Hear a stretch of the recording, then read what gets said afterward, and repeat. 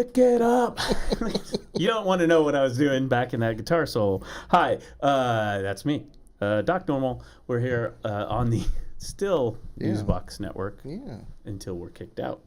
And with me here is none other than Dick Curmudgeon himself. Hello, Jason everybody. Allen. Hey, I'm going to out you right now, Doc. Oh, you're going to out... Wait a minute. Hey, we don't do that. We don't do that on Twitter. You can't do that. I got to start the show provocatively. No consent. Okay.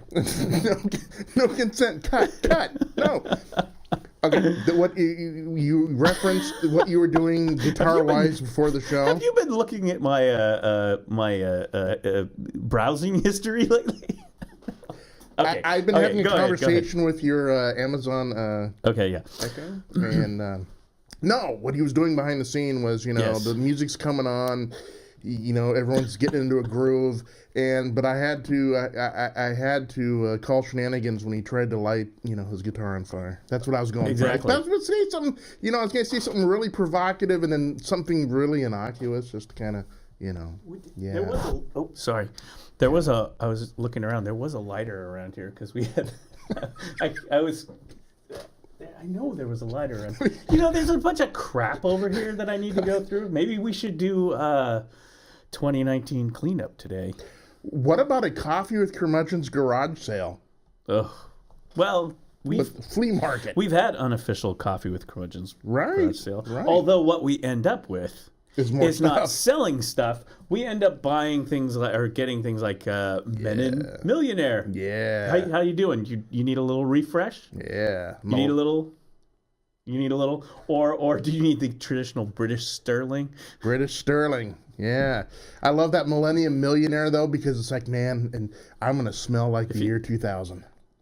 Yeah, I mean, Yeah. If you need any. Oh, no. That's okay. The kid, I go through this daily ritual where I'll just be walking around and the kid will take some sort of cologne and just randomly spray me with it. And today's random spraying, I think, was a sort of Old Spice sort of thing. I thought.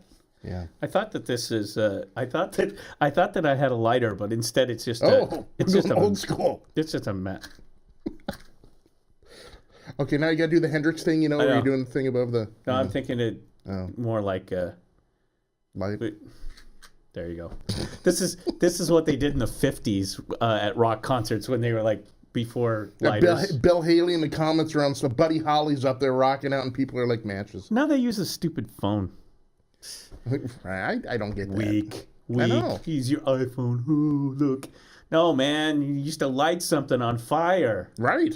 And then usually... back in the 80s. Oh, yeah. Remember, everyone had Aquanet. That was dangerous. Uh-huh. Some guy opens up his Zippo, and here comes the torch, and then meanwhile, Buffy over there has had 3 cans shellacked on her head, and she's going up in smoke. I definitely was at more than one party or concert in which suddenly there was an emergency situation where we're whapping out someone's hair on fire, like some lady or something, and it's like, oh, she just cut, Yeah. I mean, cigarettes and Aquanet, well, which is the name of this episode of Coffee with Curmudgeons. Cigarettes and Aquanet. We are the stop, drop, and roll generation. Yeah. That is cigarettes. Dick Van Dyke. Cigarettes and Aquanet. Now it smells like somebody farted in here and we lit a match to cover it. Sulfur and shame. Which could be another cool name for a cologne. Do they do that? Do the kids know that? What's that? Is that a life skill that the kids know? Light a match? Like, don't go in there. Oh, I'll just light a match. Right. That's. Yeah, it is in our house. That was the instant, Yeah, light a match. But, yeah. What is it with, I guess that's the whole thing because... Like when your aunt has the big Christmas party at her house and you go in the bathroom and there's like 10 vanilla and myrrh incense candles or whatever. Frankincense and myrrh. Yeah.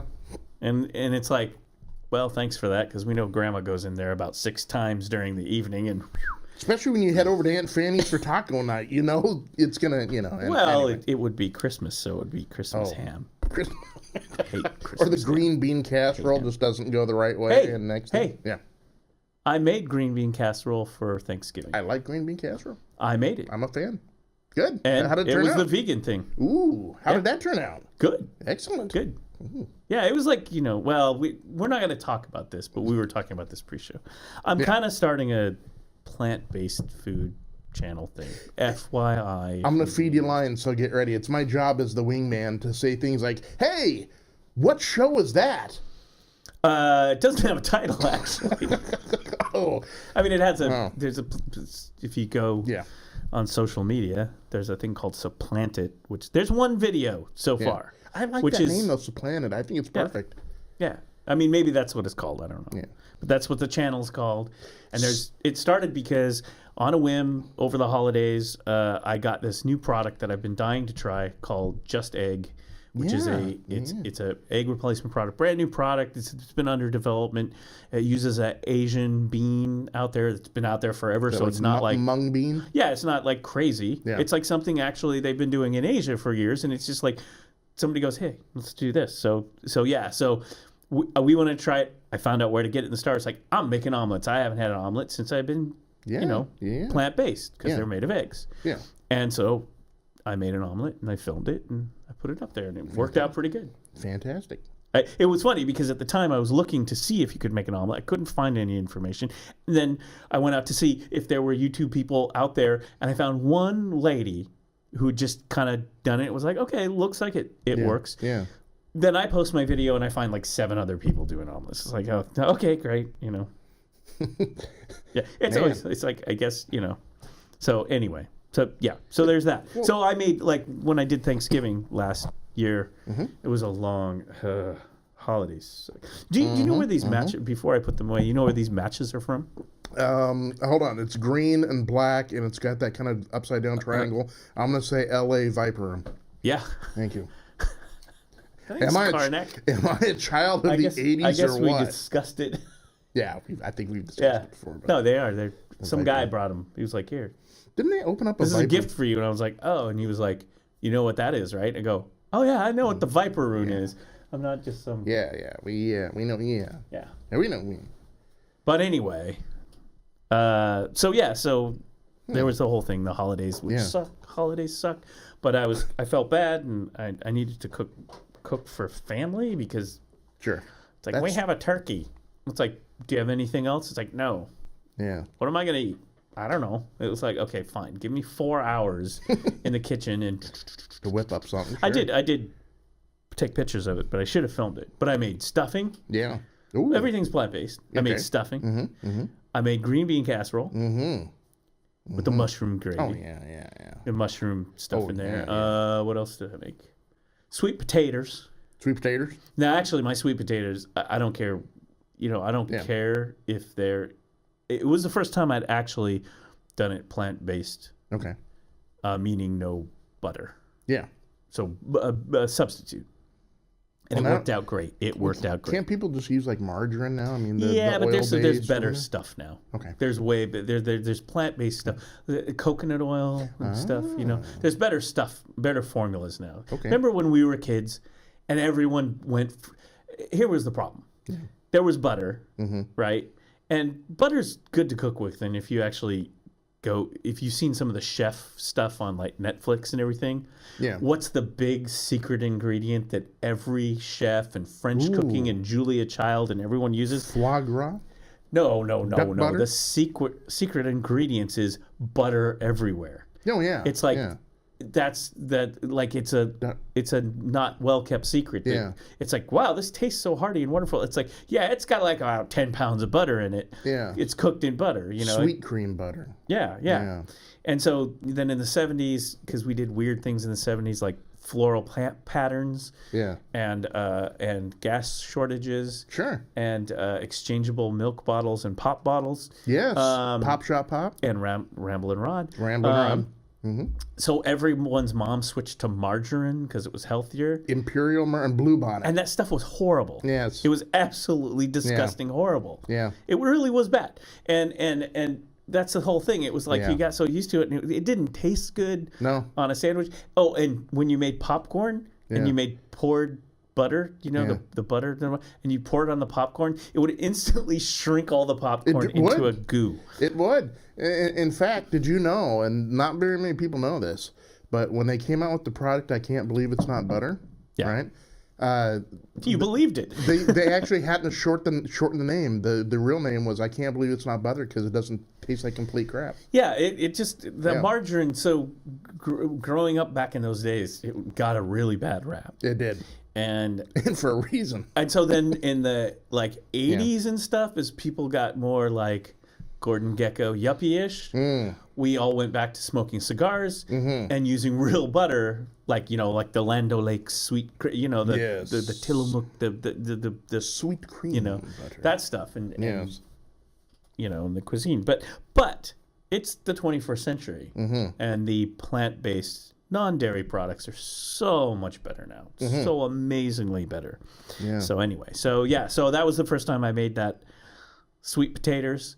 And I'm telling you, I don't care who you are. I don't care if you butter, no butter, whatever. Yeah. You will eat my sweet potatoes.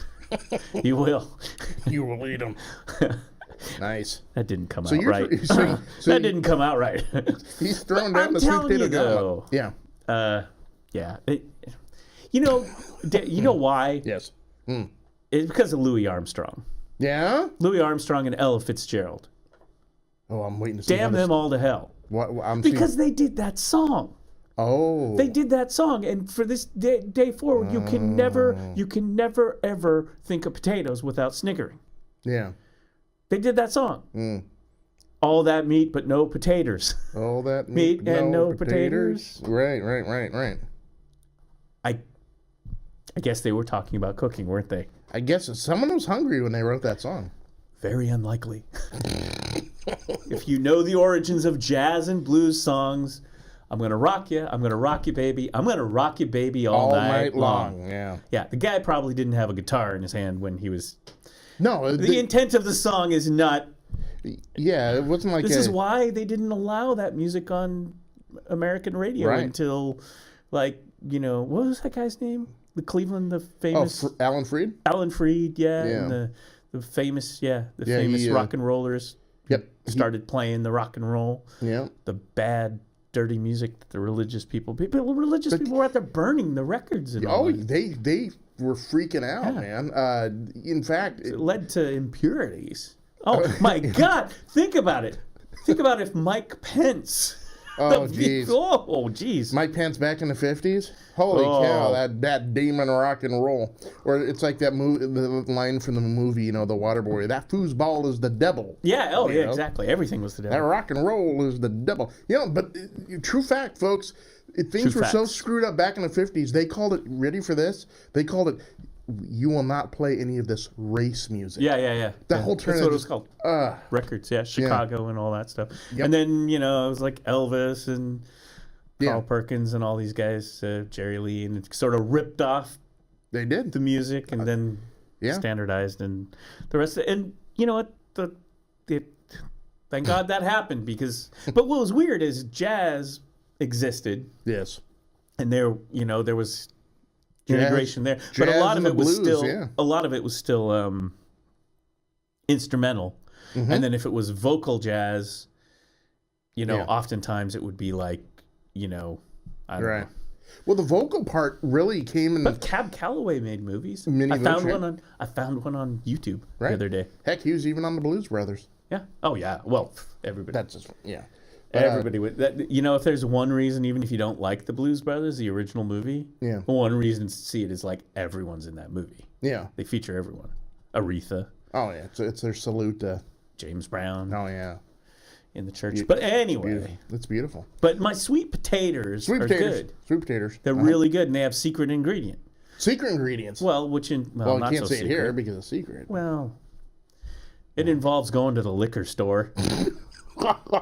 Bathtub gin? No, but you know what I'm saying. Jungle gin. Jägermeister. No. Okay. God, that would be disgusting. I don't know. I couldn't imagine putting Jägermeister in just anything. I just thought maybe if you wanted to go for, that sort of... I don't have those that sort of evenings of my life back when someone... Yeah. Look look, I bought shots of Jaeger for. Remember that? Remember that? It's like everyone had a Jaeger phase. It's and everyone had a Jaeger face too. Yeah, it's called Kreuter, if I remember correctly. That's what it's called in German. I think it's called Kreuter or Kreuzler or whatever. Because okay, so and there I think isn't there a cross? Yes. On it, and it's then like a deer, a stag, and a cross. Yeah. So what it is they would make that. I don't have the beeping button. The word I'm thinking of starts with an SH.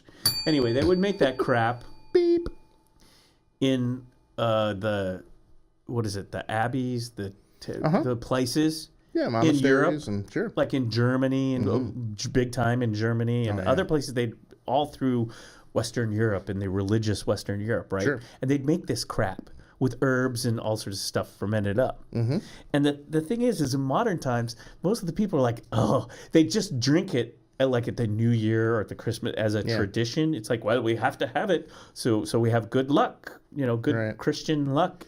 But nobody likes it. It's the liquor version of fruitcake. Nobody exactly. It is the liquor version of liquor version of fruitcake. Like you go there. I went to Denmark, and they have what theirs is. There's this aquavit, which is made from caraway seeds. It's the caraway seeds liquor. Yeah. Right? I had a girlfriend once who she would have to get a bottle of aquavit. That was her tradition. Well, you got to drink it. And I think she had some Scandinavian. I went to Denmark, and they're like, yeah, we don't drink that crap. That's just crap, In fact, it gets stopped at the border. We don't even let it in. No, I mean, the whole thing is you have a shot and go, okay. Right. I'm good for the year. Can I go back to my beer or my whatever is good, And so I'm sure people would disagree with me, but I'm telling you, you go talk to the people. It's the Jaeger phase. Yeah. And so then you come back to America and it's like, oh yeah, we're all having shots of Jaeger. It's like, that stuff sucks. Yeah. Yeah. I mean, it's like, you could have ouzo, because ouzo kind of has smooth, that black licorice. Sambuca, maybe. I think that stuff, isn't that, I don't know. Armagnac. That's like Armagnac. That's like an almond thing. So there's different things liqueurs you have. Yeah. But, or the holidays, you maybe you just want a nice, simple, single malt, sort of. That's exactly what I want. That's. Or when I was doing all this cooking and prep, and then I went over to the family and got it out. They still have a bottle, because it keeps, of some good cognac in the thing. I'm like, baby, it's Chris or thanks or whatever. It's like, I'm hitting this guy, So the secret ingredients are some cognac. Excellent. In the sweet potatoes. Oh yeah, you had me at cognac. Now here's the thing. The cheapest cognac you can get. Not the fine stuff. Do not waste your fine. Yeah, but you don't want to tell your family that. Of course, it's the good stuff. That's the secret about cooking. Look, if you're putting liquor in the cooking, it's okay to put the cheap stuff. The cheap stuff is for cooking, and it'll flavor it just as nice. Sure. You don't want the Napoleon Martel or whatever in there. You're wasting it. That's for you to sip. You get that. You sip on that while you're cooking. You just put the cheapest, like Courvoisier or Hennessy or whatever, just the cheapest one. Just a little, the little cheap bottle. Gotcha. The wino bottle. It's Christmas. The secret in this, the sweet potatoes, is Mad Dog 2020. No. See, this is where you're getting it wrong. Oh, I'm sorry. Damn it. Do I need to teach a cooking school here? Yes. How to use alcohol in cooking? Chef Doc. Okay, so there's certain levels. There's use the fine, cheap stuff, and then there's the cheap stuff that you don't ever want to touch the food whatsoever. Right. And that's the Mad Dog 20. Night Train. Okay, now I'm taking up the challenge. The Doc Normal Cooking with Mad Dog 2020 challenge recipe book. Yes. Oh my gosh. That's the challenge. See, you got. Could you imagine? I'm going to give you multiple choices. Okay. Oh, let's not just do 2020 Mad Dog. Let's open this up. If we're going to do a challenge, let's do it right. Okay. Got Mad Dog 2020. Mm-hmm. Maybe we throw in a little Night Train. Mm-hmm. Just because you got to do it then, right? Oh my! And for the kids, we'll do a little Boone's. Yeah. A little country quencher for them. They're like, hey, look at that. Oh my gosh! That never crossed my mind. Yeah. And now I'm going to hurl. Right. Because that's what I did when I would drink Mad Dog 2020. Yeah. Oh. Only when I was very young and impressionable and had drumsticks in my hand. Right. And that's the sort of stuff where you skip the drunk and you just go straight to the hangover. Oh, you know? Man. Yeah. Cooking with... I feel a Photoshop graphic coming on. You know? Right. Hey, I had a friend... Julia Child. Cooking with MD 2020. Why do they even call it MD 2020? I mean, Mad Dog 2020 because you drink it's like 20% something. I know why. I know this trivia. Okay, here we go. I can do this. Okay. I can do this. Okay. It's Mogan David. It stands for Mogan David. That's what it is. Mogan David is a California winery back in the old days. That's why it's good. Lord, that's right. I'm gonna look it up. Yes. Mogan David. Yep. You know, like an old school, known for America's classic wine. Yeah. Mogan David, and yes, in fact, people ask, what does MD 2020 stand for? Yeah. Yeah. Our wines, Mogan David. Do they actually? Okay, I got it. They still sell Mad Dog 2020. They got it somewhere. I agree. Are you of legal? I always like it when you go to these websites. Yeah. Oh, I have to agree to the terms of service and say, yes, I'm of legal drinking age. Our wines, Concord, Blackberry, Pomegranate. Yeah, baby. Pomegranate. This is America. Recipes. Okay, I got it. Here we go. Someone has already beaten us to the punch on this one. Let's do this. Here we go. Here we are. We're in uncharted territory now, Captain. Mogan David since 1933. Ooh. Oh, see, I would have thought they were earlier. They were in with Ernest and Julio Gallo. Concord of the wonderful American Concord grape. A nice sweet wine with aromas of fresh Concord grapes that finish elegantly. Now, here's the thing about Concord grapes. Right? Yeah. They're the grapes you grow in your backyard. Yeah. I mean, they grow. In fact, we have. There's places around here called Concord Street and stuff. This place was full of Concord grapes. Sure. Out here in Southeast. Yeah. Out here in the Oak Grove type area. I wonder if that's why they gave the street name Concord. Yeah. Concord grapes. There used to be, and there used to be blackberries, all sorts of fruits and stuff out here growing wild. What do you know? Blackberry. Concord, Blackberry, and Pomegranate. Ooh, healthy. Pomegranates. Healthy. You know, that is the first They come in the 3 liter. Oh, 3 liters. The Econo Pack. Gut buster. Yeah. Where to buy? Oh. I would say Plaid Pantry. Recipes. Oh, certified kosher. That's good. Oh, that takes a little Passover recipes, Rosh Hashanah recipes, and Hanukkah recipes. So. Okay. Oh, Mogan David Wine Company, Westfield, New York. Okay, so they're like the holiday. Okay. I don't know. I've never heard Mad Dog Mogan David. Term and the word elegant used in the same sentence. So the recipes are all. Never heard that. Mogan David, Wikipedia. Gotcha. Now I'm fascinated. Sorry, this is the show. No, yeah. Deal with it. This is what we do. We find stuff we do. And a company based in Westfield, New York that makes wines including the fortified wine MD 2020. You know you're in trouble when they use the word fortified in front of wine. Trademark the wine group in Livermore, California. Bonafide. Mogan David is the Yiddish pronunciation of the Hebrew Magen David, which literally means shield of David, but is used metaphorically to refer to the 6-pointed star of David. Gotcha. So there you go. It was. So I didn't even know that. I just thought maybe Mogan David Concord red wine is made from must of no less than 51% of Concord grapes. Wow, 51. What's the other 49%? Right, and no less than 51. Like that's gosh, that's a standard. Concord that's huge. Grapes, an American grape variety, which is it's Concord. That's the whole thing. Concord's that's a native grape company. So like when you go drink wine today, yes, and you drink like even the Robert Mondavi or the Woodbridge or the Sutterfield, even just the cheap ones. Okay, they're usually made from Cabernet Sauvignon. The red ones, a Merlot, even a Zinfandel, which is a little bit fortified stronger. Pinot Grigio. Yeah, Pinot Grigio, Pinot Gris, Chardonnay. All those grapes came from Europe.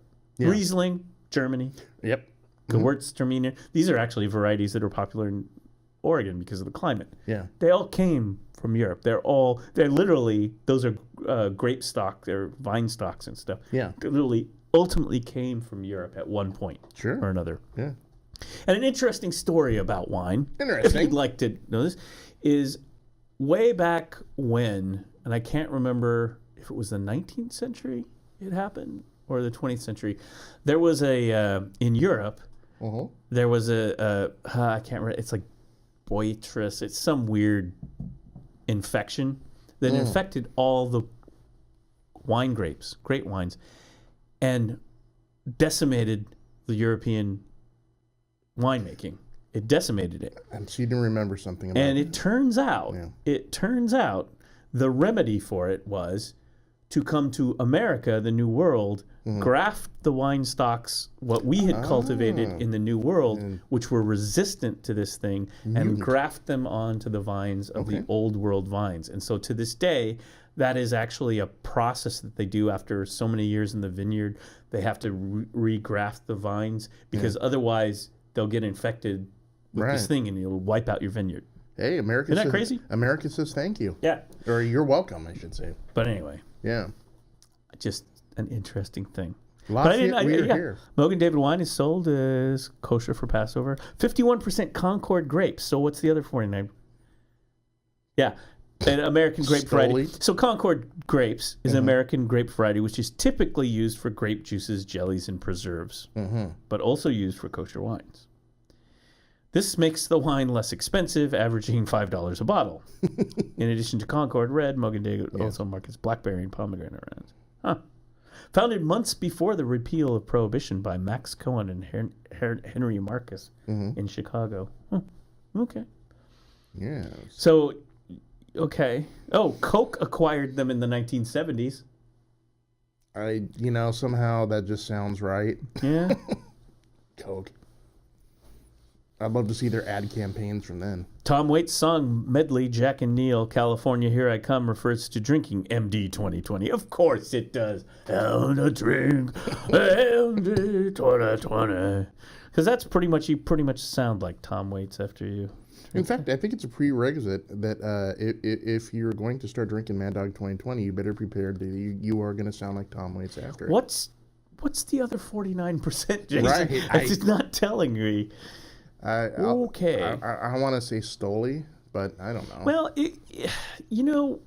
wine has always been traditionally a popular beverage, as we know. Sure. But fine wine, American fine wine, the palate for American fine wine is a pretty recent, recent happening.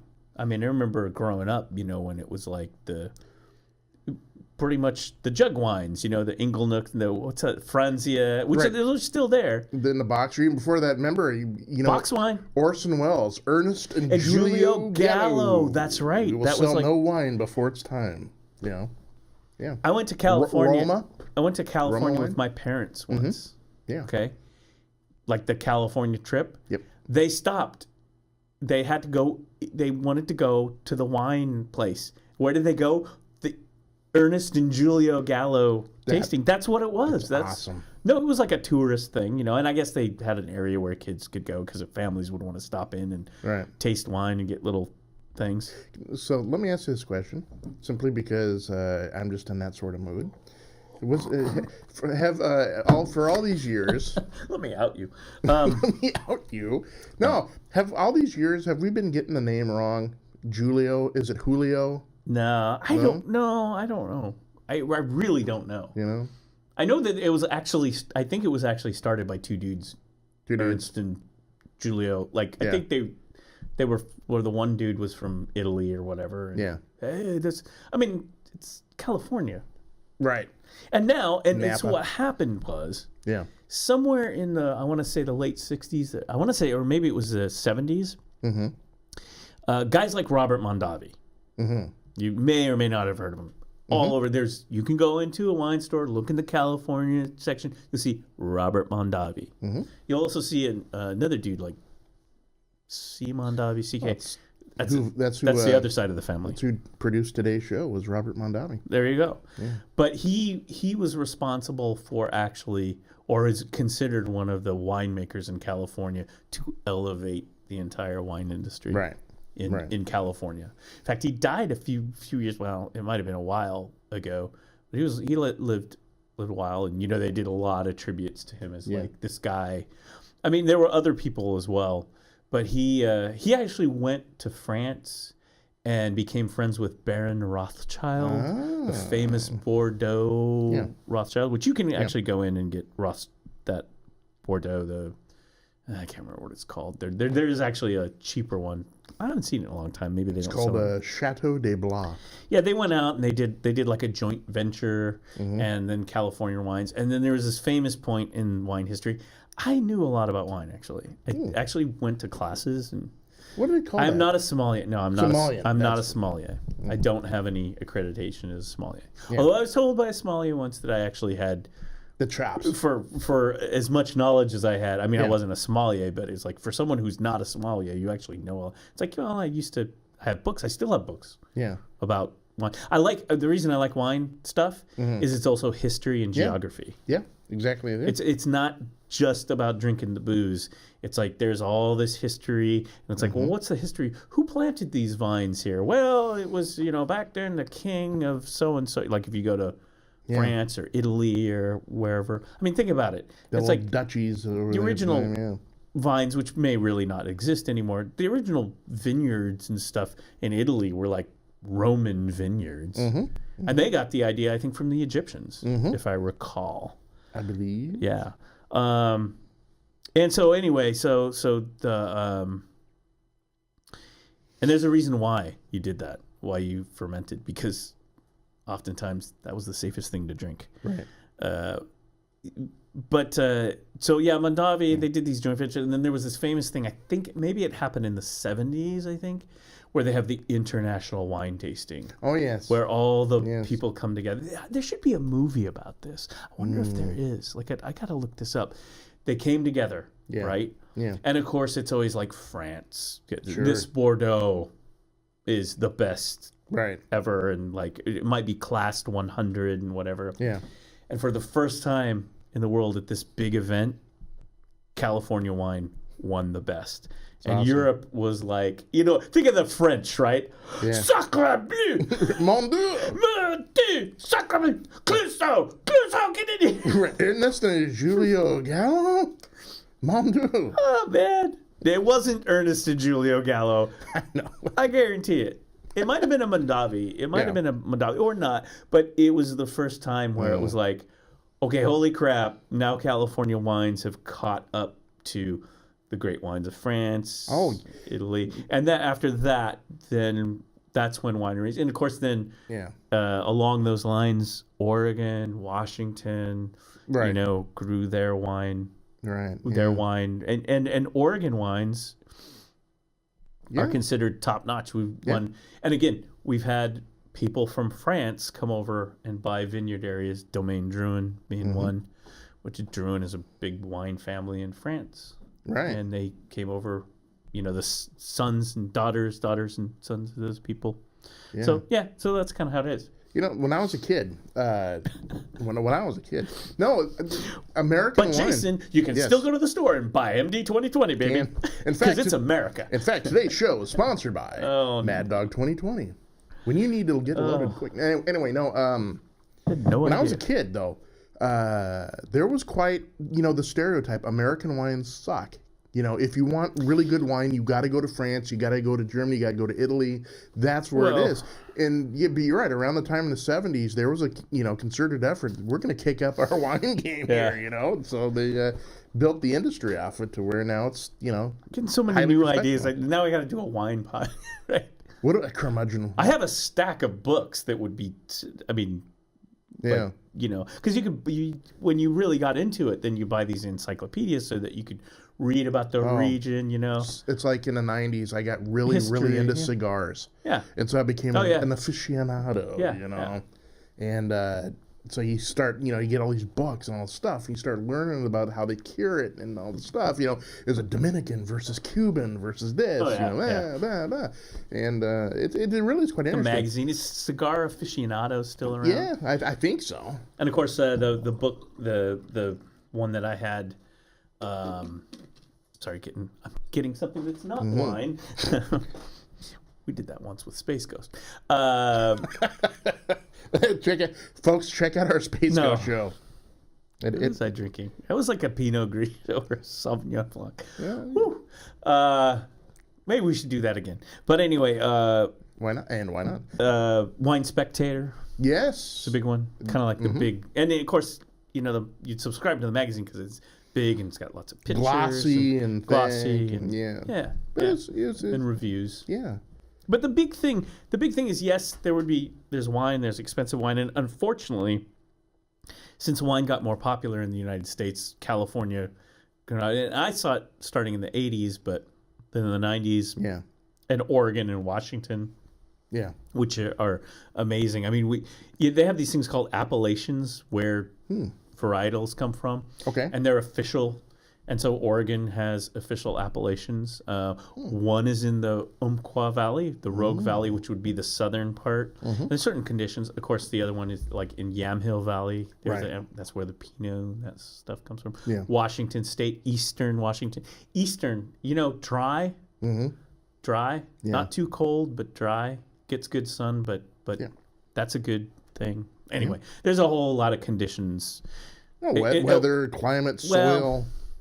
Unlike most things you want to grow, crops, wine, grapes, grape wine are vines. Yeah. And it turns out really what happens is the worst place you can plant a plant is the best place that a grape for wine will want to grow. Because you want the vines to go burrow down through the rocks and stuff to go find water and find soil. The minerals and all of that stuff that come through up the vines are what makes that terroir, that grape taste. But anyway, that's it. But the big thing is, we were always like looking for, like Americans, look for the best deal. Yeah. So and today, I'm sorry to say, because of the popularity of wines are way overpriced, and the quality of base wines for what they're selling in the supermarket for what you're getting, it's not that good. I mean, it's drinkable. It's consistent, just like everything, just like fast food. It's consistent quality. It's like when you drive through the fast food, you know what you're getting. You know what you're getting. Yeah. Wine's like that today. Yeah. Wine was a little more hit and miss back in the day. Sometimes you'd get a bad bottle. I mean, a cork, whatever. Yeah, but they always talking about vintages. This vintage is good. This one isn't so good. That's the other problem that happened with wine in the modern times. Yeah. It used to be you would buy wine. Maybe you'd open the bottle, try out a little bit. Yeah. And you get a couple bottles or a case or whatever, put it away. And you'd open it a year or two later. You let it age because it changes with age, and that's a good thing. That doesn't happen so much anymore. No. I mean, you have to be real top level and lots of money. So that's kind of unfortunate what happened in the wine. There was a sweet spot period where you could, you can barely touch good Italian wine or French wine anymore, which is sad because there's some really good stuff. Right. And when I first was a young adult lad, enthusiast. A young adult lad. Yes. I got into it and I really enjoyed it. I found that, and we could get some really good. Why I'm talking about this, but I really took to the Italian wines. Ah, okay. And to this day, it's like I think nothing against French wines, German wines, California. Oh, your family must have been Italian. Upset. I got Italian wines, right? I know. How dare you? I like Asian food and I like Italian wine. How dare you? Clearly, I am the reincarnate Marco Polo or something. That's right. But nowadays it's really tough. It's really tough to. Yeah, you could probably go out there and find it, but you need to know. You need to really know a dealer and really kind of get in there and figure it out. Sure, you could still do it.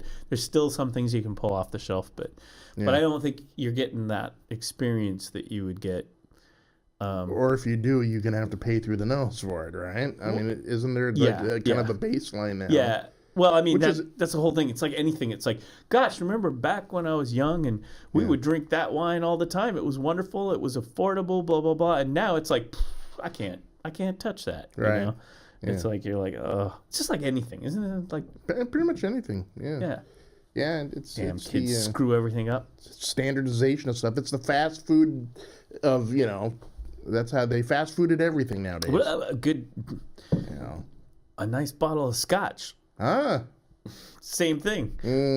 It's like, liquor, all that stuff. Yeah. And it's not tax. It's like import. I don't know. Why are we talking about this? Because we were talking about Mad Dog 2020. Mogan David. Right. Which is kosher that was the wine. I still can't believe on that website someone actually put in the word elegant. Well, it said no. Mad Dog 2020 elegant said no person ever. If I recall, Ernest and Julio Gallo, the Gallo family. I wonder if we could play an old commercial. You think maybe? You think we'd get hit with copyright for that? Especially with if I remember correctly, E&J is a winery distributor headquartered in Modesto, California. Along with the Universal Church of Life. It was founded in 1933, same year. Oh, so these were all post-Prohibition or thereabouts. Post-Prohibition boom. Yeah. Well, isn't it when was Prohibition? Prohibition was 1920 to 1930, 10 years. Oh, nice, man. See, I never remember when Prohibition. Yeah. January, literally at midnight on New Year's Eve. Jason has it memorized. Yeah, One of the United States' worst experiments. Oh, it is. It is. Like, we want to combat organized crime. I don't know. How about prohibition? Right. Sounds good. Yeah, that was probably these. It grew organized crime. It did. Yeah. I mean, back in the days where in America organized crime was a really a small enclave immigrant neighborhood. Remember Don Corleone? He only wanted to sell olive oil and the illegal booze. Yep. Not that crap that you're selling on the streets. Hey, that's not for us. Think about this. Not the heroin. Not the. If there wasn't prohibition, there would have been no Kennedys. But the Tatalias. Ooh. They want to. And the Barzinis. And the Barzinis. We got a new business, Don Corleone. Right, Tatalia. I don't want any of that junk in my family. Yeah, who do you know? Who is it? Tatalia. It's not Tatalia. Tatalia's a pimp. It's Barzini. Michael, the first one that comes to you is the traitor in the family. And who is it? Yeah. Spoiler alert, it's Fish. Ding! Oh, Abe Vigoda. Yeah. Damn that broke my heart, man. No, you're breaking my heart. Fredo. Yeah. We're just like buzzing through the whole plot of Godfather Part 1 and Part 2. Still, God darn it, one of the greatest movies ever made. Ever made, yes. Even if it's you don't like gangsters and stuff, just the drama, the classic, it's Shakespearean. It is. It's Shakespearean what happens in that movie. Yeah, it is. And the performances are so perfect. Where else in today's cinema? Abe Vigoda is perfect. Vigoda. Sorry, I'm not going with you. Hey, Tom. It's like, tell Michael. I always liked him. Right. Oh, man. Right. But, I mean, nowadays in movies... It was just business. Can you help me out here? Do one last time for old time's sake. Can you help me out here, Tom? For old time's sake? I'm sorry, but, I'm sorry. I'm sorry, Fish, but you gotta go. Sally. Sorry, Sally. I know. I just At least it wasn't Clemenza.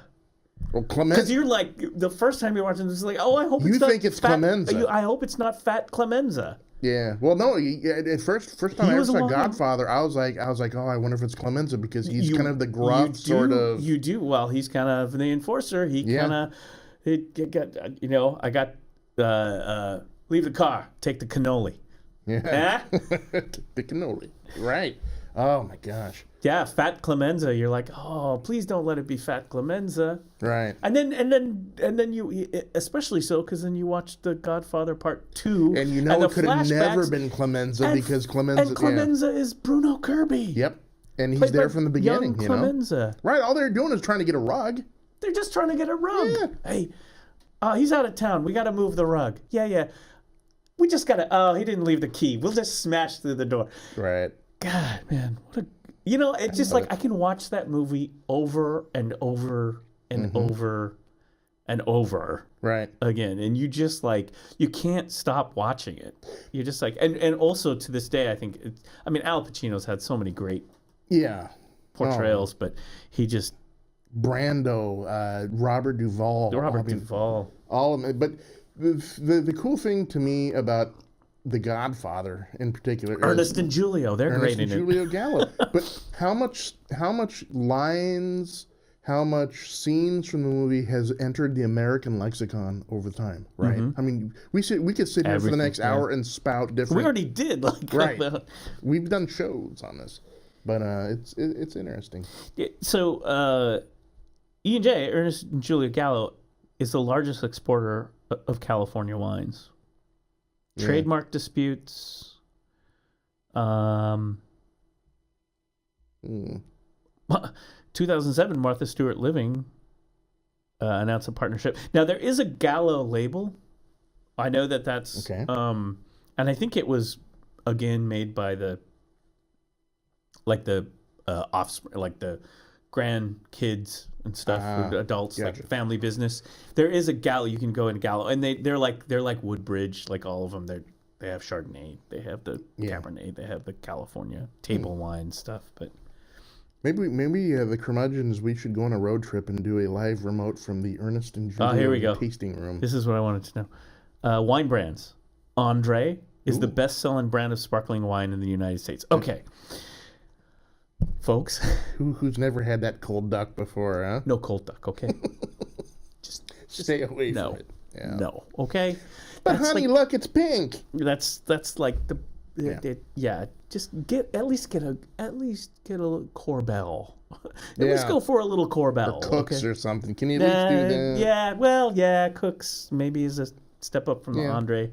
But at least, shoot for the Corbel. Right, right. At least. Please.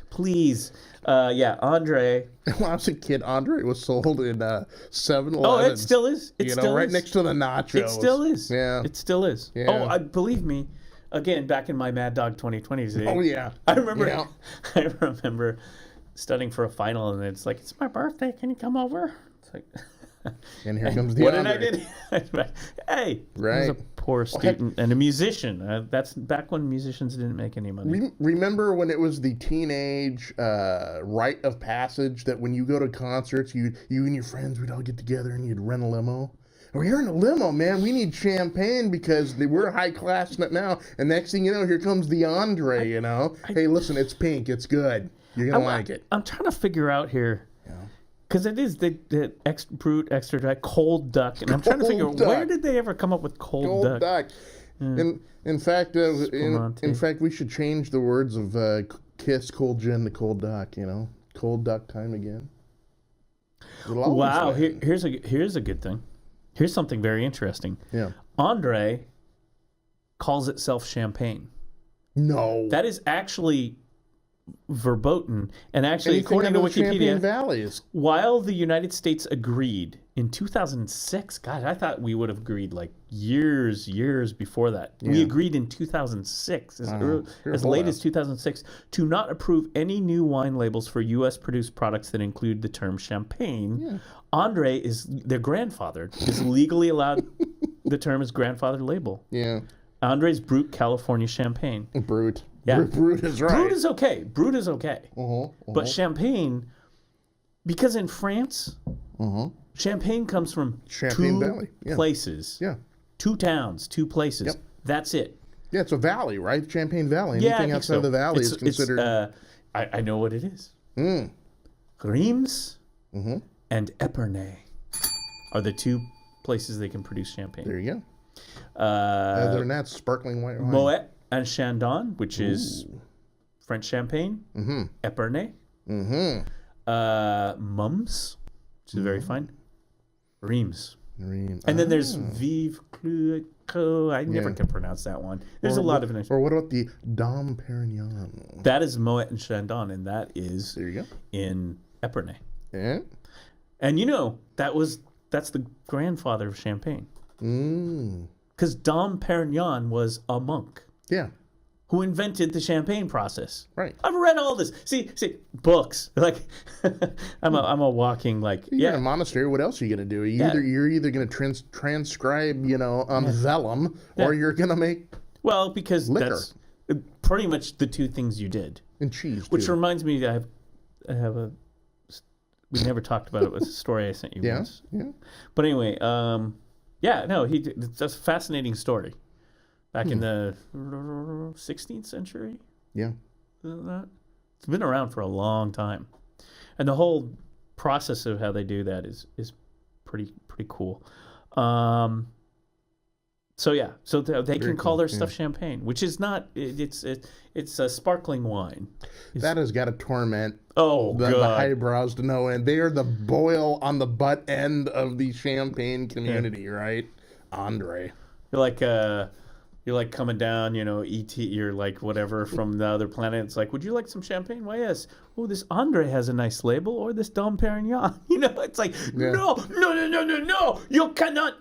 Right. Now, all my impressions of French people come from like Monty Python. I mean, I'm sorry, or Inspector Clouseau. I'm sorry. I'm sorry, French people. A couple days ago, I had to see the Holy Grail again, just because it's a it's a yearly sort of thing. I blow my nose in your general direction. So French, we love you, but you are funny. I mean, Germans are funny. Y'all funny. Y'all got funny stuff. We're funny. Americans are funny. You make fun of us, that's fine. My like foreign language experience, pronunciation and language experience, folks. Since we're American, we're mid to late 20th century upbringing. My every French accent was Pepe Le Pew, and every German accent came from Hogan's Heroes. Holy crap! Colonel Klink. I had three. There are three different German accents to me. There is the Colonel Klink accent. Yeah. There is the General Burkhalter accent. Yeah. And then there's the Colonel Hofstadter accent. Yeah, I know. It's I'm just looking through here, and it's just like they own, so their biggest brands are, and Carlo Rossi. Carlo Rossi, yes. Carlo Rossi. That's a big jug wine. Yes. Boone's Farm. Boone's. That was called Annie Boone's Farm back in the day. And they would have, wasn't it like... Boone's. At some point as a kid, I thought Annie's song was about the wine. Really? Yeah. Like, it was like, because it made sense. It was like there were commercials. That was back when they could have booze commercials on TV. Yeah. Like booze and cigarettes. It's like, hey, kids. Joe Camel. Yeah. Hey, kids, while you're watching the Flintstones, look at Joe Camel. He looks cool with the cigarette. Don't you want to smoke like your parents? Right. And what's Joe drinking? Oh, he's got Pabst Blue Ribbon. Look at that, Why don't you go in the closet and steal their cigarettes and their penthouse forums while you're in there? Hey. God, I'm a horrible human being. So, though I never smoked.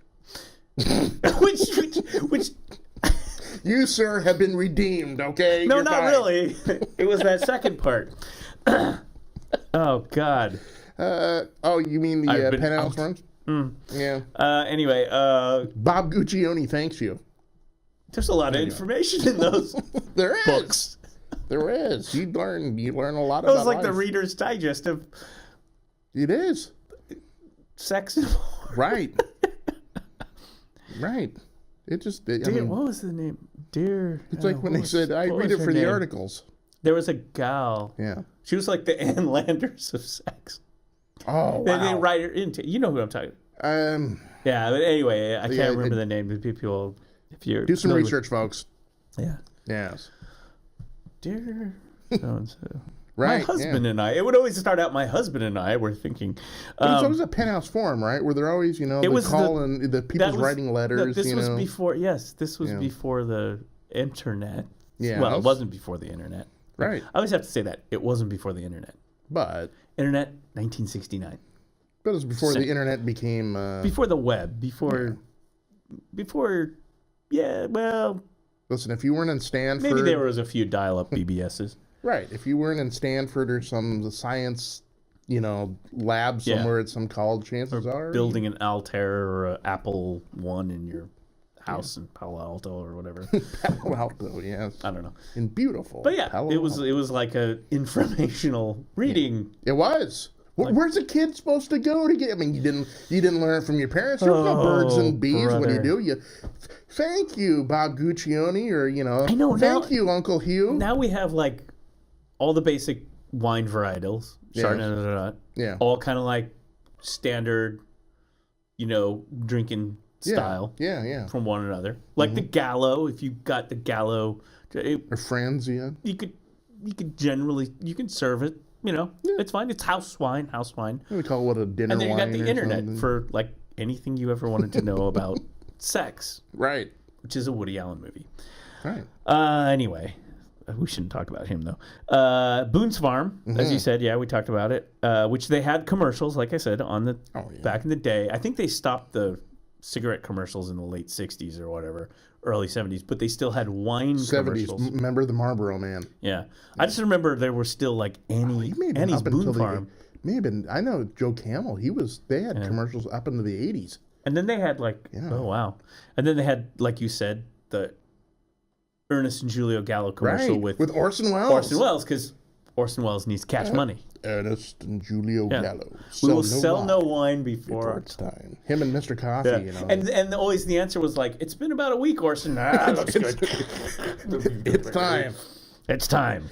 In fact, it was time. It was time before the commercial was done. Yeah, exactly. The crack in the top of that. Exactly. Yeah. Barefoot Wine. So Barefoot Wine is a premium brand, another California brand. Okay. Like the fastest growing. That was like a same kind of thing. Again, this is stuff you can see in the stores, but you should see the list.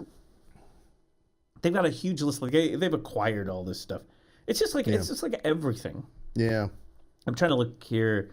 Don Miguel Gascon. I actually know that label. That's Argentina. From the Pampas. They have good. Remember hills, mountains. Mm-hmm. There's some good. Columbia Winery. Okay. That's out here. Yeah, Carla Boone's Farm. Not to be mistaken with Hood River Distillery. Livingston Cellars. That's another mass marketed. Yeah. Louis M. Martini. Okay. Trying to see. Night Train. They own Night Train. So let me ask you this question. Thunderbird. They own Thunderbird. Thunderbird. Oh, wow. So they own like the other half of the Mogan David. So these guys, okay. Turning Leaf. So if I'm going to use a movie or cinema allusion to this, they were literally the Golden Globus of the winemaking world. Mm-hmm. Oh, interesting. Oh, the Dark Horse. So let me ask you this question. Dark Horse, actually. Because I don't know the answer to this, and I'm going to plead ignorance on this, folks, which I do about a great many things. But a lot of people out there may know the name, but they don't know what it is. What, Doc, is Minischewitz? That actually did come up. Uh-huh. It's kind of a now you're trying to get me to multitask. So it's Manischewitz wine. Yeah. And I think actually is that an E&J? I don't. Maybe not. No, maybe they're their own thing. That definitely is a kosher. So those are like for Passover and for the celebration. Passover wines. Yeah. Again, ancient stuff. Yes. Right? Yes. And if you don't think the Catholics had theirs too, let's not. You know what? It's a whole. Yeah, I was just gonna say it's a whole brand of kosher products. Yes. It's a whole like matzo kosher wine. Yeah. The matzo. Actually, I've gotten the soup. Mm-hmm. The matzo ball soup. Yep. I've tried that once. Somebody made that for me when I was sick. enjoyed it. Best thing you can ever have when you're sick. Mm-hmm. Matzo ball soup. Yeah. So it's a whole brand of stuff. Yeah. Tons and tons of stuff. Matzahs and crackers and noodles and then the wine. Yeah. So that's all. It's all. And the interesting thing about kosher products. Yeah. Traditionally, sometimes, many cases, often people would, even non-Jewish people would get kosher products because higher quality. Yes. higher quality. It was, it was, and it was a little more like, we don't have all this crap and processing and garbage. Is it kosher? Right. It had to follow strict guidelines, so you knew you were getting quality stuff from that. Yeah. And there is that cool little symbol on some foods that they don't even try to explain anymore. It's just off on a corner on a label that, if you see it, you're like, oh, it's kosher. Mm-hmm. And I thought you were going to ask me about the slivovitz. Yeah, we could do that. Ooh, that's interesting too. Yeah, that's one that to this day that's something the family has in the stock room, and it's like, oh man. Yeah? Yeah, it's let me tell you what that is. It is Hungarian. Folks, slivovitz. You're learning a lot today. Yeah, I am is learning a fruit a lot today. brandy made from damson plums. That's right. It's a plum liquor. Yes. Plum brandy, often referred to as plum brandy. Slivovitz is produced in Central and Eastern Europe, both commercially and privately. Primarily producers are in Bosnia, Bulgaria, Croatia, Czech Republic, Hungary, Poland, Romania, Serbia, Slovakia, Slovenia. I didn't realize it was that so Slavic. That many countries. Yeah. Huh. It's considered a kind of rakia. Yeah. And in Central Europe it is considered a kind of palinka. Distilled spirit. So there's all kinds of slivovitz, but I know that's there's I remember that was one thing that was a Christmas thing, and my dad would be like, "Oh, let's have some slivovitz," and he'd be like, "Oh, it's better than I would say it's better, way better than drinking the Jaeger." Yeah, powerful though. Yes, very powerful. Yes, like it's one of those things where you open it up and just the fumes, the vapors, the vapors. That's an interesting thing. I mean, don't they use that? Here's the thing. I like Scotch. Mm-hmm. I like whiskey and Scotch, but mainly Scotch whiskey, and that's way expensive these days to get something good. Like the single malts from Scotland. When something comes in vogue, it just drives up the and I like the cognac from France. That's what I like. Those are the ones. And again, it's not like cognac's like, oh yeah, throw down $10 to get some. I mean, again, maybe you could get the street cognac. Street cognac. The pint of the cheap stuff, but Uncle Ernie's street cognac. No, the good stuff. Right. So I mean, that's kind of all the other stuff. All that other stuff. I'm like, nah, I'm good. Yeah. It's all MD 2020 to me, man. That's right. That's right. A connoisseur. I don't know why did. Yeah. Did we expect to come in here and talk? It's my fault. Well, I thought the title of the show was going to be Cigarettes and Aquanet, but we're turning it, we're going all over the place. We will sell no. That's right. I don't know. It's interesting, though.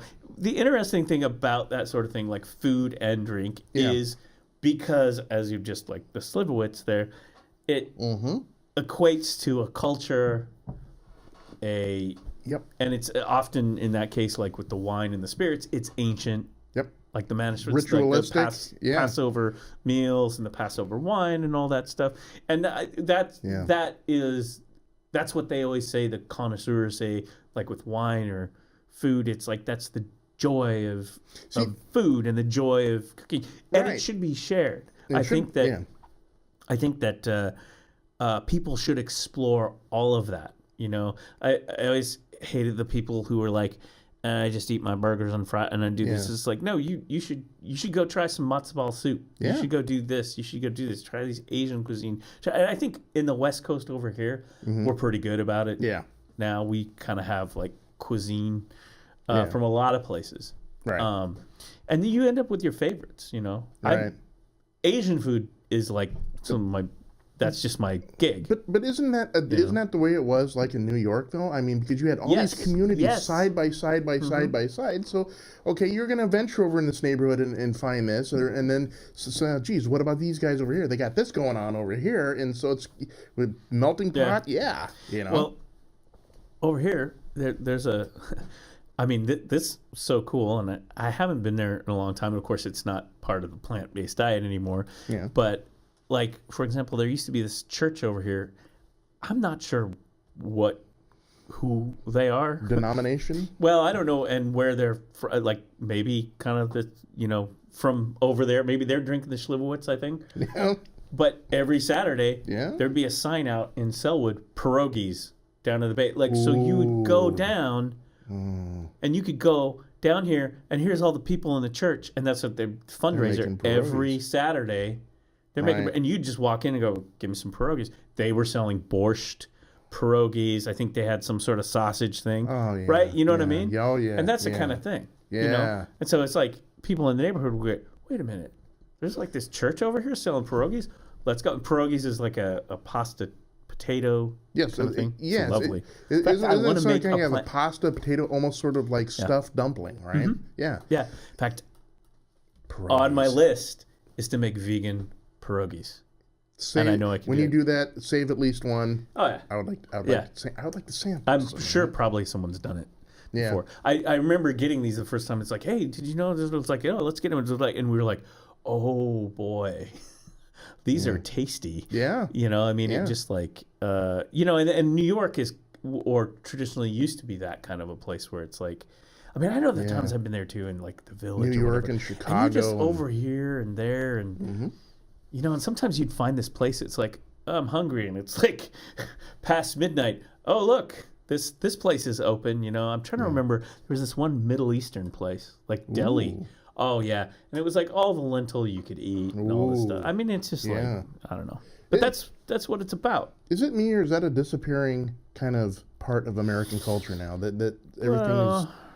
I hope not. I think automation and, you know, all this stuff, fast food and all that stuff. I don't know. I mean, it is...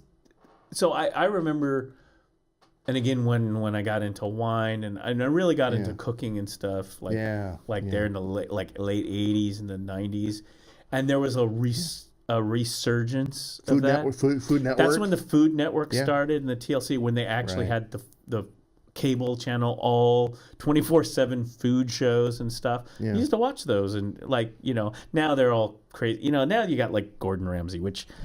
I can't stand Gordon Ramsay. Sorry, can't stand Gordon Ramsay. I know people who are wild about Gordon Ramsay. I sat through less than 20 minutes of that show. The last thing I want to see is some DB like him screaming about something. Get out of here. I mean, but that's what Americans want, right? They want Big Brother and Gordon Ramsay. Right. Really? You can't find something better to do? I'm old enough, though. Sorry. The first thing literally went through my head, and again, I'm not a gourmet by, you know, my palate is not that advanced. Right. But the first time I saw Gordon Ramsay on TV, I said, wait a minute, the English can't cook. The French would be laughing at that, right? The French are like, English cook? Yeah, you know what they say. Me. You know? What's the best food in England? Indian. Right. Right? Hey, some of the best Indian restaurants in the world. Yeah, someone said Irish cuisine. I said, what, it's potatoes? Yeah. You know? Well, okay, so, and cod. And cod. Yeah. Well, it's gotten a lot better now. It has. Fish and chips were pretty good. Yes. Really. But the one well, there were several that I took to, and there was one, and then you learned stuff. But I think the favorite cooking show I ever watched was Iron Chef. Now, wait. Now, not the Iron Chef you think of. No, the original. The original Iron Chef, because they have Iron Chef all over now, and it's all over TV. There's still Iron Chef on TV, I'm sure. Whatever. I don't have the cable, and I don't care. But the original Iron Chef was in. Was it?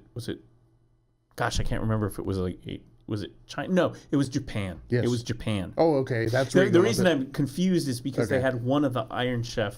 Yes. Or several of the Iron Chef, but one, and I can't remember his name now, because he was the guy, and he was from China. On the map, right? He was from China. And the original Iron Chef, and it was all in, you know, it was like it was overdubbed.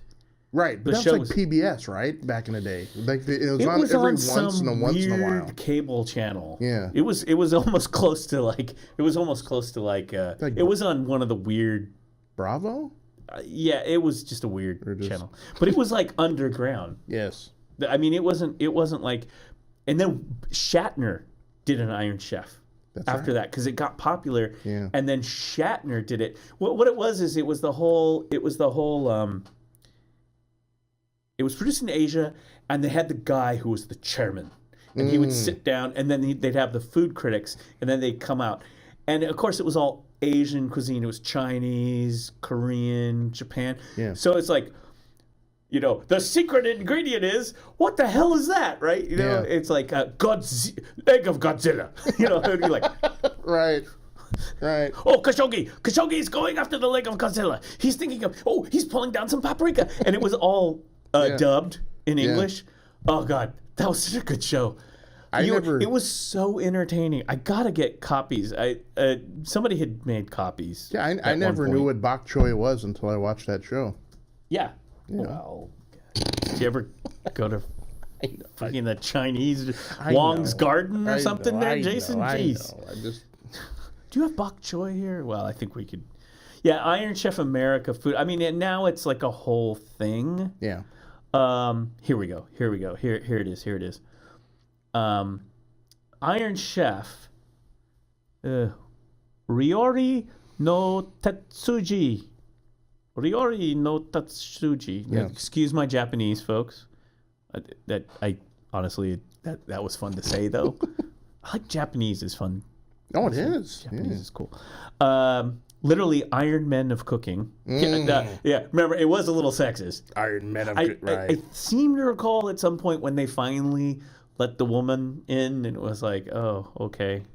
Very controversial, yeah. Yeah, well, you know. Is a Japanese television cooking show produced by Fuji Television. The series, which premiered on October 10th, 1993, is a stylized cook-off featuring guest Iron Chefs. The series ended in September 24th, 1999. And then occasional specials were produced in 2002. Yeah. So I think I got recordings of the original series. Ooh. And it's good. And it's all dubbed in English, and you're just like, oh my gosh. And it's like, it's Khashoggi! What is he going for? Is he going for the bok choy? Oh no! It was like, and you're on the edge of your seat, like, oh, not the bok choy! Khashoggi, no! You know, and then the people, the judges would be around there looking at Khashoggi. What is he doing with the bok? I mean, it was brilliant. It was just a brilliant show. He was the Iron Chef, man. Yeah, it was Iron Chefs. I'll tell you who the guy was. Shen Kenichi, I think, wins 66. Yeah, Chen Kenichi. He was our favorite. There's no picture of him. Age 63. He was the guy. Chin Kenichi. He was the guy, because it was like, and then when it would like, he'd come in, it was like, oh, it's Chin. You guys are screwed. Right, yeah. And he was just like this guy, and he wasn't like all like crazy or anything. He was just like this Chinese chef who would come in and go, okay, what do we got here? Okay, give me some rice. He was a wizard. He was just like, and then he'd get down and get a little sweaty. And, oh, yeah. And they were always like, and the judges loved him. 66 wins. Wow. Oh, wait. He is the Rocky Marciano. No, okay. See, I know all this. I got to go watch this again. Okay. It was Kenichi versus Sakai. Ooh. And now just looking at it, you know what? Kenichi, 66. Hiroyoko Sakai, 70. Wow. Yep. And they had the series like ended with the giant Sakai versus Kenichi. I mean, come on. That's like Ali Frazier. Oh yeah, no, it was Sakai. Now I remember Sakai, and so and it's different styles, right? Yeah. Of cooking. So Chen Kenichi was Iron Chef Chinese. Hiroki Sakai was Iron Chef French cuisine. Oh, yeah. Well. Yeah. How many Michelin stars Sakai. You got? Only 2? Sit down. Age 76. Cooking style. Oh, I remember now. Yeah, and it would always be like, in this next episode, Sakai versus Kenichi. And you'd be like, oh, you barely could watch it. You're like on the edge of your seat. Yeah. What are they going to do with that, you know? And then it would be the secret, the chairman would go, the secret ingredient is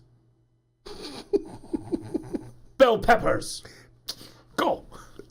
Yeah. Go. But see, the thing is the whole point of that Iron Chef, and I don't know if they do it anymore, Jason, is you'd have the secret ingredient. Yeah. And each dish that you'd have to prepare like a 5-course meal, including dessert or whatever. Well, you would have to use the secret ingredient in every course. Even the dessert. Yes. Ooh, do you see what I'm saying? Yes. So if it was secret ingredient is, and they'd always like pull the thing off the bell peppers. You got to do it. You got to make bell peppered ice cream. Yes. And they did. That's fantastic. I know, man. That's fantastic. Ain't no ham and egger guy gonna do well on that show. I mean, you need the creme de la creme. Yeah. You need the Sakai to come up there and just lay down the, Chenkanichi and Sakai. Sakai. They would just like, it would be great. Like LA. Oh, no, it was great. 70, that's right. Sakai beat Chen. I thought, I remember the,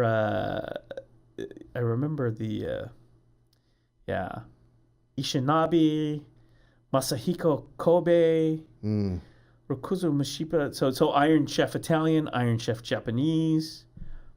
3 guys, Iron Chef Japanese. Nakamura, Masaharu Moromita. English voice, Bill Bickard did the announcer commentator. That's almost a letdown, though, isn't it? I mean, you have these really cool names, and then it's Bickard. Well, no, I mean, no. They were just the voice. They were just the dub. I know. I mean, the guy was Kenji Fuki. Okay. I'm sorry, Fukui. That makes up Kenji for it. Fuki. Right. Seriously, I got to get those back on tape or whatever. Well, I literally think they came on like a VHS or whatever. They got to be on YouTube, right? It was some of the most entertaining cooking show you'll ever see. Yeah. Just because it was just so competitive, and the whole thing is like that was the whole thing about like Japan and Asia is they can make anything competitive, and their video. The other thing is we always forget that video and television production and everything has always been top notch and ahead of even over here mainly because guess what, they're using all the latest gear and everything. They built it. They're using it. So like it'd be like and then later obviously it got imported and was and of course Bobby Flay.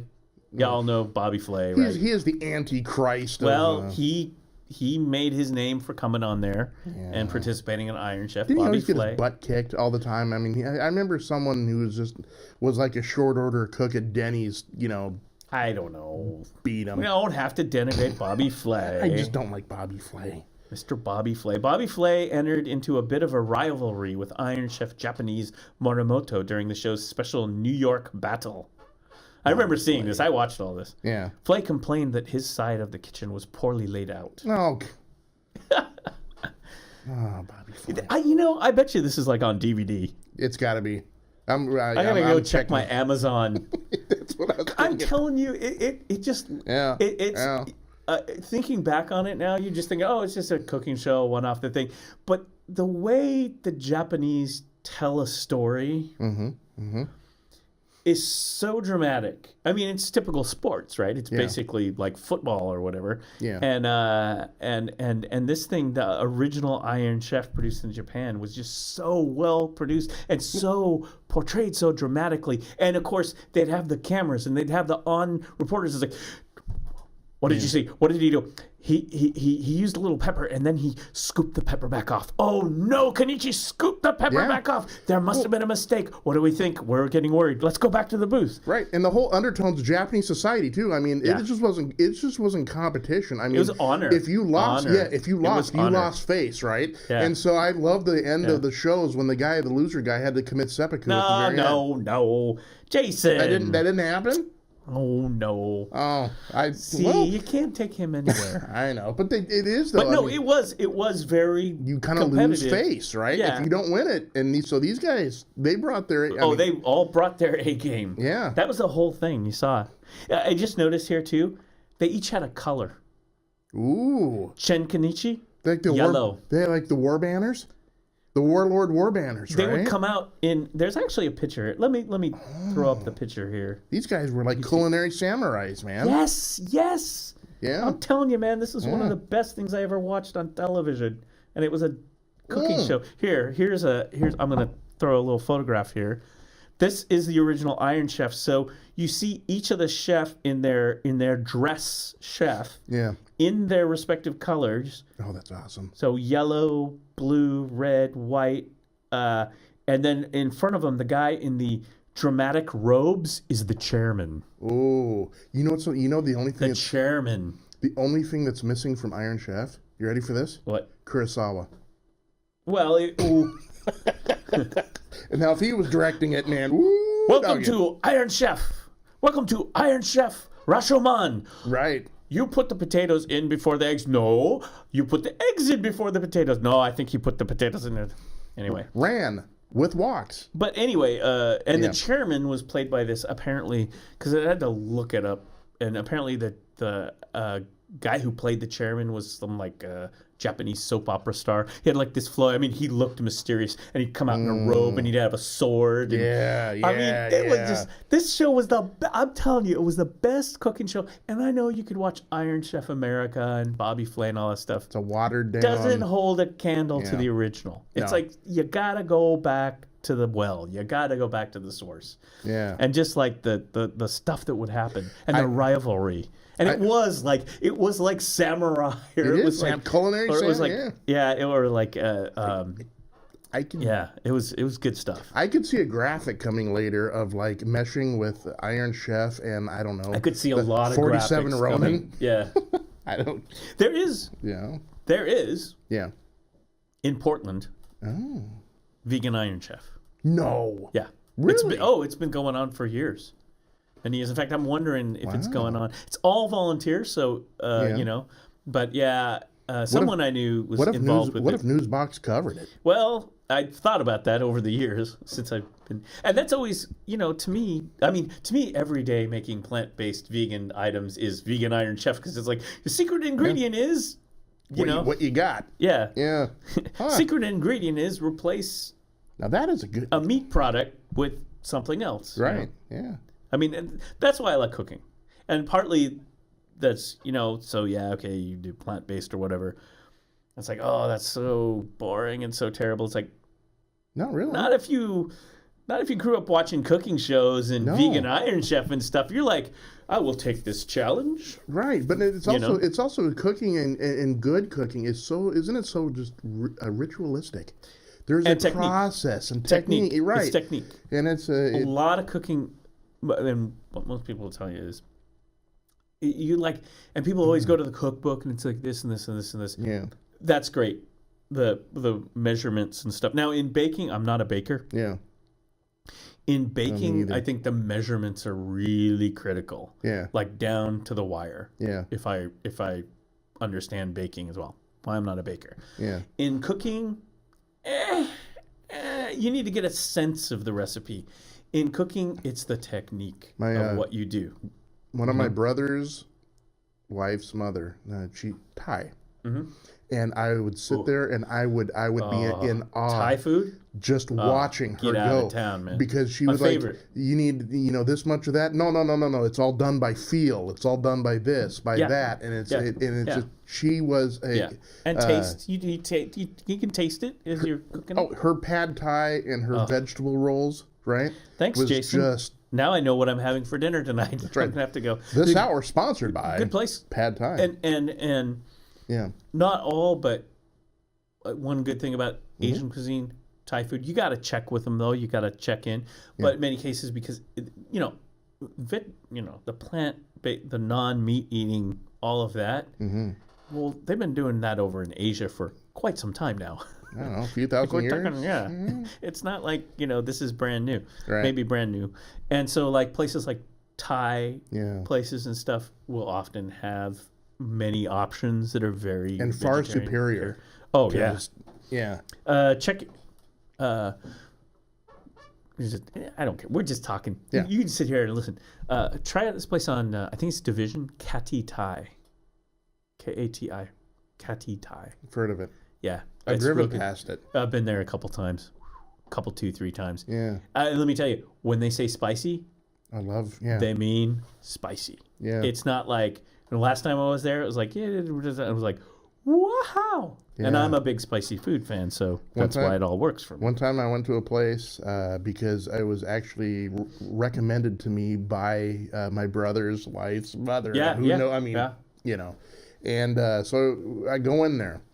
And I said I'd like this. It was like this kind of shrimp pad thai.